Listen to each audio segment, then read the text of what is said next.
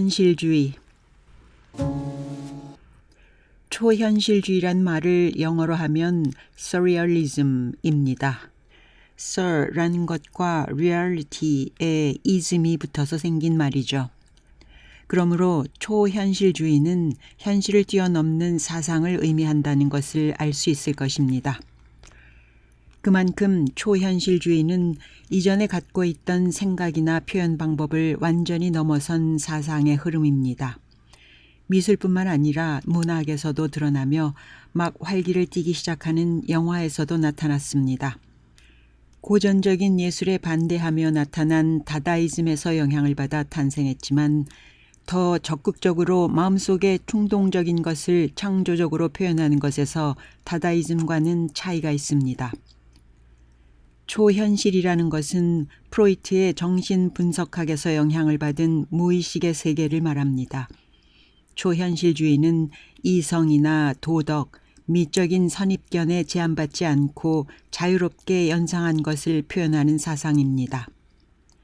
1924년과 1929년 시인 앙드레 브루통이 예술에 대한 일체의 선입견과 논리와 도덕을 초월한 정신으로 예술을 표현해야 한다고 주장하고 초현실주의를 선언하면서 출발했습니다. 초현실주의를 표현하는 방법으로 중요시하는 것은 유머, 신비, 꿈 등입니다. 그 중에서 가장 중요한 것은 자동기술법입니다.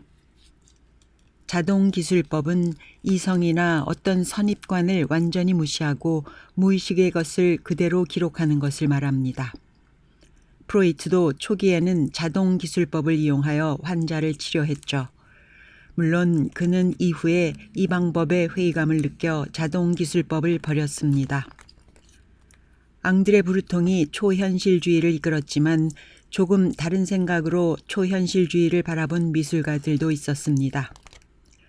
르네 마그리트는 왜곡된 형상을 나타내기보다는 익숙한 일상의 이미지를 떼어내어 엉뚱한 곳에 가져다 놓으면서 보는 이로 하여금 낯설음을 느낄 수 있도록 했죠.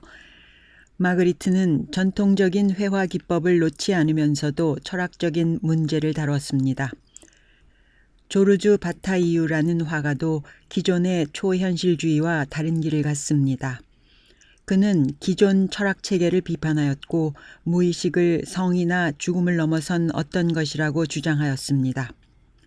그야말로 초현실주의는 모호해서 일반적인 생각으로는 알기 어렵죠. 작품을 보면서도 혼란스러움에 빠지게 되고 보는 사람마다 다양한 해석을 내놓습니다. 초현실주의는 현대미술까지 정말 큰 영향을 끼쳤습니다. 재미있는 것은 초현실주의자들은 프로이트의 영향을 받았는데 프로이트는 초현실주의자들을 싫어했다고 합니다. 자신이 내세운 이론을 잘못 해석했다고 생각했죠. 사실 사실주의의 쇠퇴는 예정되어 있었습니다. 과학이 발달하면서 사진기술이나 영상기술도 발달했고 사실적으로 그림을 그리는 것을 카메라가 대신했으니까요. 그러므로 예술가들은 점차 내면 세계에 관심을 두게 되었고요. 그것을 표현하는 데 집중했지요.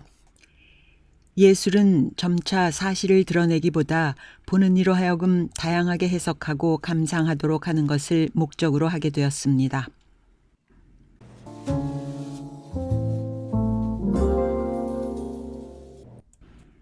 초현실주의의 대표 화가 르네 마그리트 1898년에서 1967년. 르네 마그리트는 초현실주의를 대표하는 화가입니다. 그는 1898년 벨기에에서 태어났죠.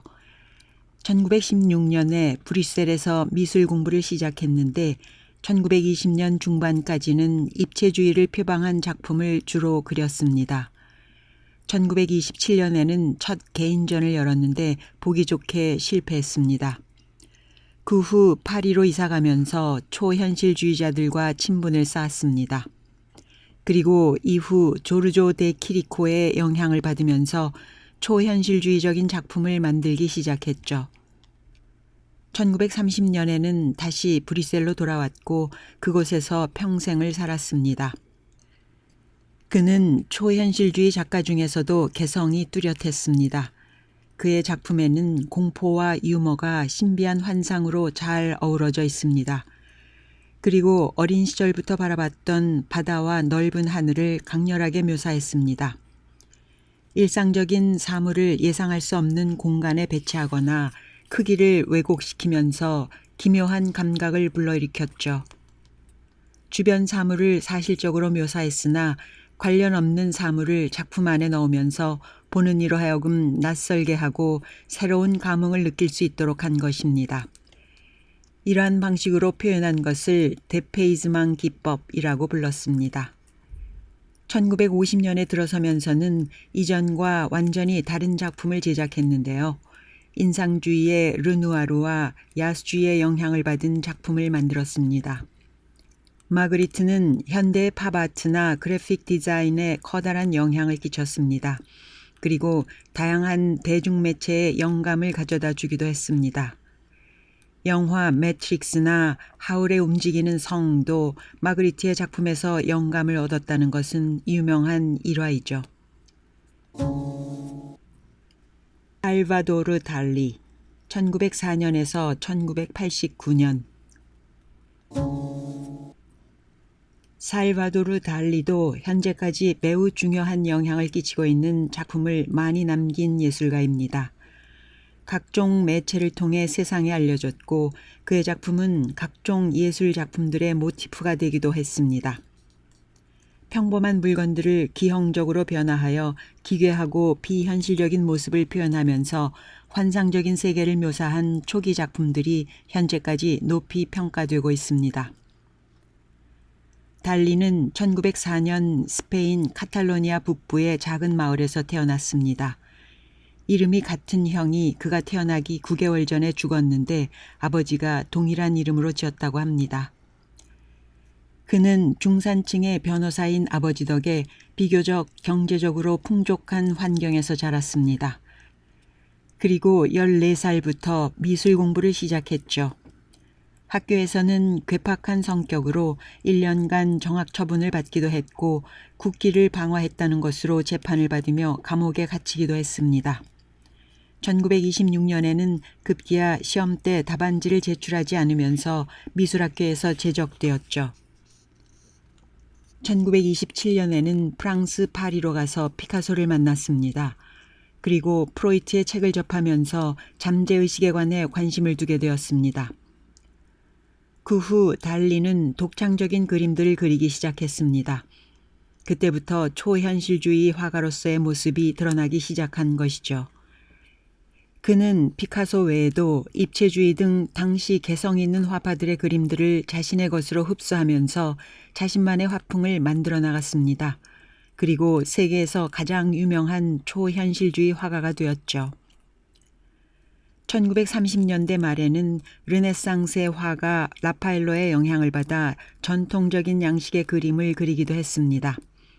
그러자 초현실주의파에서는 그를 배척했죠.